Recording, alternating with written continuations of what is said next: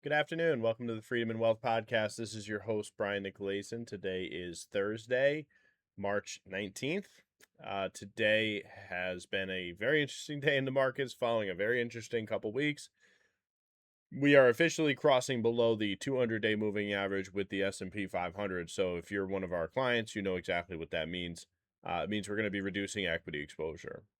To recircle on that strategy, on why we're doing that, it means momentum is broken down. That means the price today on the market is lower than it was on average the last 200 days, which means all the momentum has essentially evaporated.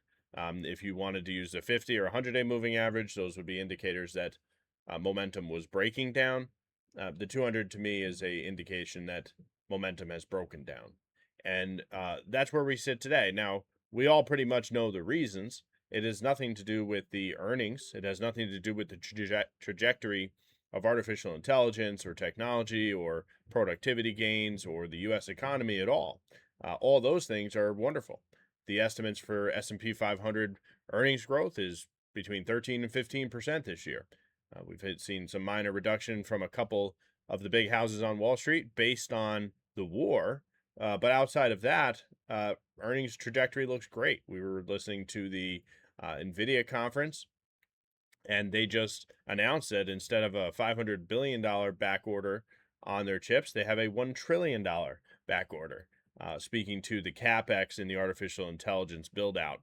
Again, this is a investment super cycle, one of the best we've ever seen. However, we've got this big war, U.S. Israel versus Iran war going on. It almost doesn't even feel real to me because um, I guess we all thought that we wouldn't be in war with Iran. I don't know. Maybe that was just me, but here we are. We're, I don't know, 18, 20 days in. I guess 20 days. February 28th was, I think, the start of that war. And the war really has entered a new phase where it's almost like this quicksand now. It's very hard to get out. We're in this bit of a war of attrition. The Iranians are now attacking energy infrastructure. And I think that's really what's going on with the market. The market is dealing with the deadly combination of massive geopolitical uncertainty affecting oil, which is terrible, and hawkish monetary policy kind of tied together. You tie the two together, and that's why I think we saw a sharp sell-off yesterday, and the sell-off continues today, now breaking down below the 200-day moving average, which is a catalyst for us to reduce our equity exposure. Again, the Iran war has entered this new phase where they're attacking the energy infrastructure in Qatar and in the Gulf region. Oil spiked above $110 a barrel. I think it's settling in the high 90s, although I don't have that number in front of me right now. But at the end of the day, it's feeding concerns around inflation. And you pair that with a hawkish Fed chair. Jerome Powell was fairly hawkish yesterday.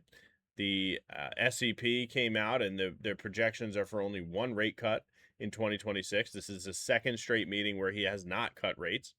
And furthermore, he tied inflation concerns directly to the war, which basically tells us that as long as we're in this war, we're going to have higher rates, higher for longer rates, and a hawkish Fed, which is troublesome for the market because the market does like that buy the dip rate cut conversation, right? If you see weakness in the economy based on high oil prices or high energy costs generally, then great, we're going to get rate cuts, right? Well, that actually doesn't work now because the Fed tied the oil price to their stance on rate cuts. And so now, as long as we have this war and we have the supply disruptions in the oil market and the energy market, then we're not getting any more rate cuts. And that is troublesome for the market. We see mortgage rates pop above 6%. We're having issues again across the rate market.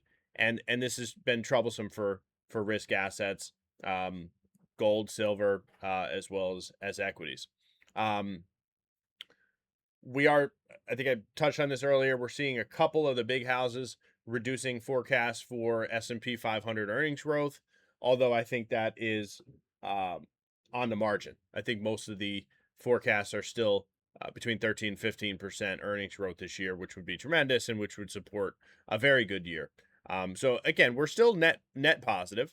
But the geopolitical uncertainty, the hawkish Fed, the higher rates, the high inflation concerns, they have all fed into basically momentum breaking down.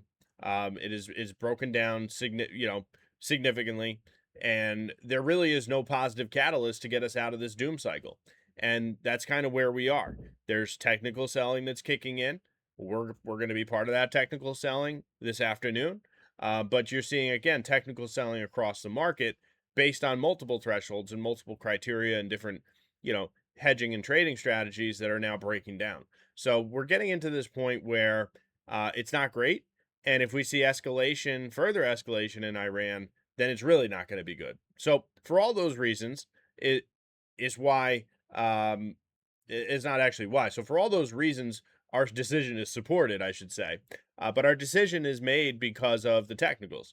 You know, we invest fundamentally in companies that we believe in, but we use technicals to guide our allocation decisions and our risk decisions. And we have a very strict technical strategy that says if the S&P 500 crosses below its 200-day moving average, then we do reduce equity exposure. So we are going to move forward doing that. If anybody has any concerns about that, please feel free to give us a call. However, we are going to be doing the IRA accounts without any real further discussion with the clients because the IRAs, Roth IRAs, have no tax consequence. If you, for whatever reason, want to make sure that those assets stay allocated, you just let us know. Again, we're just reducing the equity exposure, not the fixed income exposure. And if you have a taxable account with a capital gain tied to this allocation decision, we've had a conversation with you. So we're having those individual conversations. So just to show quickly the chart, and then we'll kind of wrap this video up. This is the current 200-day moving average line, and if you look over here, again, this is a 12-month chart. So after last spring was the last time we were under the 200. We've had a really nice run. The market has been consolidating post, December. So we've seen a lot of consolidation. And again, we're starting to see that momentum break down. And you can see that point has now broken below the 200-day moving average. So as long as we're set to close below the 200 at about 358, we'll pull the trigger and reduce the equity exposure down. And again, you feel free to give us a call if any questions or concerns about this. But this is where we are. It's again have been a wonderful 9 or 10 months, and this is why we invest this way. There's no emotion to it.